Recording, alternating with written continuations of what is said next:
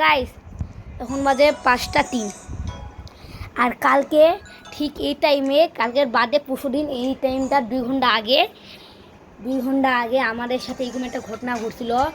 ঘটনাতে একটা পুতুল, আমরা সবাই জানি গাইস ঘটনাটা। পুতুলটা অন্য টাইম গাইস বলে ভুলে গেছি, কিন্তু গাইস অন্য টাইম 5টা বাজে কত মিনিট জানি। হ্যাঁ গাইস ওই পুতুলটা 6টা তোরা থেকে ঘরে যাবে না হয় তখন আমাদের 4টা বিকাল 4টা। হ্যাঁ 4টা আরে ছাড়বো কেমন করে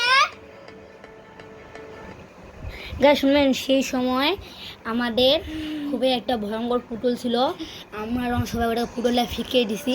গাছ পুতুলটা মনে হয় কালো জাদু করে এটা মানুষকে পাঠানো ছিল। আমি তো বাস মজা করতেছিলাম, মজাই আমি বাস ওদেরকে মানে ভয় দেখানোর জন্য বাস আমি যাতে একটা নিয়ম বানিয়ে বাস ওকে বোকাইছি। আর সত্যি বলতেছি কোনো একটা আত্মা আসে মনে হয় ওদেরকে মারছে খুব কাজের করে তোকে। হ্যাঁ গাইস আমি অভিনয় করতেই মার খেতে মনে হয়। তারা কিন্তু আমাকে বলছে তারা নাকি মাটি নেই, অনেকে অ্যাক্টিং করছে তো, কিন্তু তাসিম ভাইয়া মার খেয়েছি আমার গাল একদম গাইস। বিশেষ শুনেন গাইস, জীবন এরকম করবো না গাইস। আমার বাপ জন্মের আকেল হয়ে গেছে গাইস। গাইস ঠিক আছে গাইস, আজকের জন্য এই ব্লগটা, কালকে আমরা আবার নতুন ব্লগ নিয়ে আসতেছি।